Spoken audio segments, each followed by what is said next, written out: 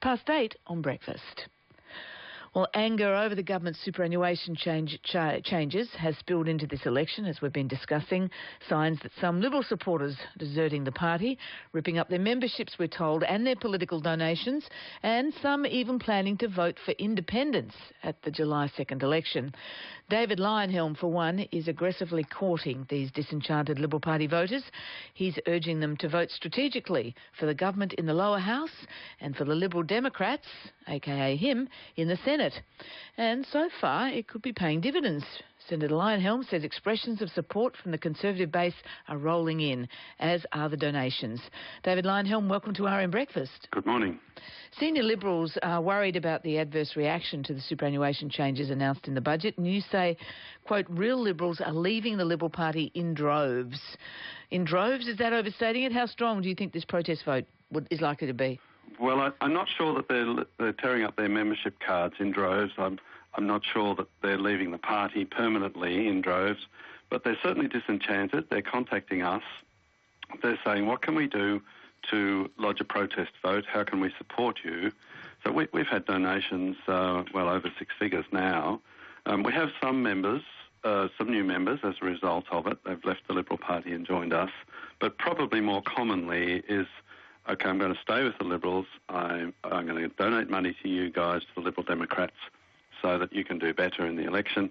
And how can I vote? And if they're not going to donate money, or even if they are going to donate money, how can I vote in a way that sends a message to the Liberals? So we're encouraging them to think that they've got 2 votes, one in the House and one in the Senate. If we're running in the House and we're not everywhere, they can vote for us and then put the Liberals second. And we will be running in the Senate everywhere. If they feel so inclined, they can vote for us first, and then if they want to, vote for the Liberals second in the Senate as well. And can you quantify this feedback you've had? Is it 5 people? Is it 500 people? It's dozens to hundreds. I have to confess, my staff don't think the Senator needs to know that sort of information, so I'd have to go and investigate in some detail, but there's a lot of them. They are putting on functions for us as well. So they're saying, well, look, I can make a small donation, but I can organise a lunch or a breakfast or something like that and invite a lot of people around, and they can donate as well. So it's raising money for us. So by the time you add a few of those sort of things, it adds up to a reasonable number of people. But I can't put an exact figure on. That's okay. What element of the changes are they most opposed to that match up with your concerns? There's a couple of things. One is, I don't think it's a grievance that's occurring in isolation from everything else. What they're saying is that they're really unhappy about the fact that there's no serious attempt to bring spending under control, that the budget deficit, $40 billion deficit, continues on with nobody on the Liberal side of things particularly concerned about it. But that's what these changes are all about, trying to add money to the coffers. There's so much money. It's raising taxes, yes. It's not doing anything to reform the superannuation system. It's just a money grab. Well, no, that's not true. It is reforming it in the sense that it's taking some of the concessions, which are very heavily weighted to the top high-income earners at the moment, and putting a lot of that money into the back end. That is a reform of super. Yeah, well, they don't see it that way. If the objective of the super scheme is to get people to not rely on the pension in their retirement, this is a funny way of going about it. What they're saying also is that the retrospective aspects are a total breach of faith. The fact that the government has apparently decided you are allowed to have a retirement of a sort, but you don't want to be too well off in retirement, and we're just going to put a lid on that. That's sending a signal to them that, this government is not serious about aspiration. It's sort of saying, well, we don't think having too much money we think there's a limit on how much money you should be able to have in retirement, basically. And what do you think of that? Do you think this government's not serious about aspiration, that's a problem, or it is serious about fairness, which is, I think, the way they'd carakterise their policy? Yeah, I don't think it's either of those things. I think it's just a money grab. They're addicted to spending.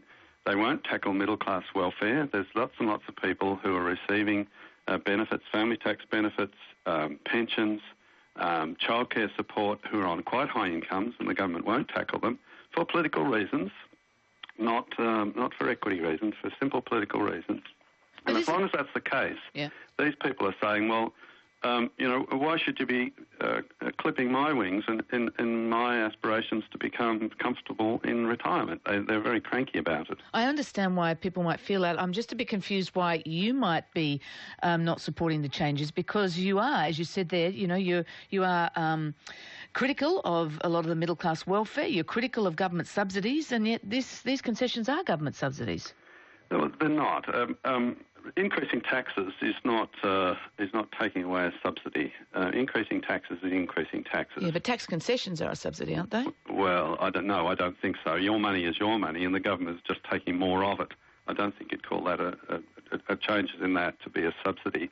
I mean, our policy, the Liberal Democrats' policy, quite frankly, is to reform the superannuation system so that it actually is a genuine incentive for you to get off the pension.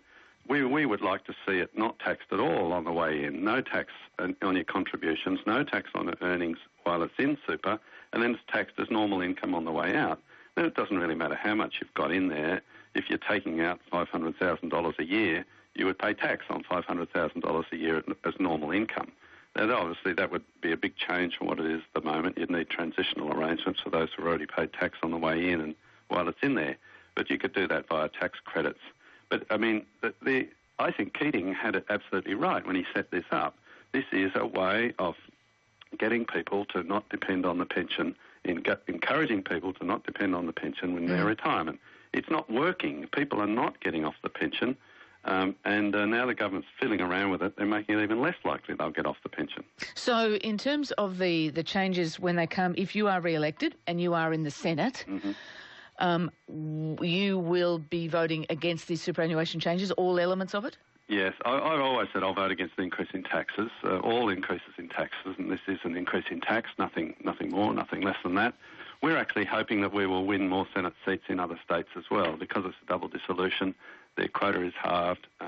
We only need 3 or 4% to get elected. We think we can do that. So if there's several of us in there, yes, we'll be... saying, well, no, go away, government, have another go at it. If you're serious about getting people off the pension, this is not the way to do it. If you're serious about balancing the budget, look at spending, in particular, look at middle-class welfare. Don't go looking at raising taxes.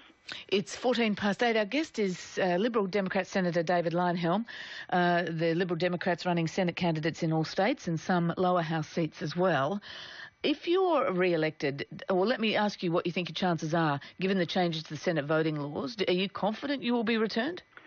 Well, as confident as you can be under the circumstances. I think about 70 to 80% confident. As I said, we need between 3 and 4% is probably enough, 5% at the most. I got 9.5% in 2013. Some people say that I was helped by being first on the ballot, and so you knock a couple of percent off, that's still enough. We got 3.5% in Western Australia, 3.5% in South Australia, and that was before people knew me as well as they do now. Okay. I've done a lot of interviews and a lot of talking about our policy. So I think we've got a pretty good chance in several states of picking up a seat. So if you are re-elected, you will be voting against the government's business tax cuts. You don't support those cuts. I mean, you do support those cuts. I beg your pardon. You'll be voting for them, sorry. The Labor and the Greens won't be, so not sure of the future of those cuts. But you are very critical of Labor's stance. You compare it unfavourably to Paul Keating's cut to the company tax rate. But what is the evidence that the cut to the company tax actually has an economic dividend? Because there's plenty of figuring around that suggests the economic dividend is very small, 0.1% per annum. Well, if you take that argument to its logical conclusion, why, if it doesn't do anything, why don't we raise company tax? Everyone says, oh no, that wouldn't be any good. How do we know the company tax rate we've got now is ideal? We don't. Is there such a thing as an ideal tax rate? The fact is, Singapore's tax rate, company tax rate, I think is 17%, and I think Ireland's is 15%. Now, Singapore does not have mining, it doesn't have agriculture, and yet the standard of living, GDP per head in Singapore is greater than Australia's. Now, why is that? Because they have a low-tax, pro-business environment. If Australia had the same tax rate as Singapore, companies that are currently sending their services, if you like, to Singapore to avoid Australian tax would be queuing up to establish their head offices in Australia and pay Australian tax. It has an enormous effect. I have a business background. I spent most of my life in business. I can tell you a lower company tax rate has a dramatic effect on the way the company thinks about its investment and employment. All right. Senator Leyonhjelm, thank you very much for joining us. Thank you. My pleasure. David Leyonhjelm is the Liberal Democrat Senator for New South Wales. It's 8:16 on Breakfast.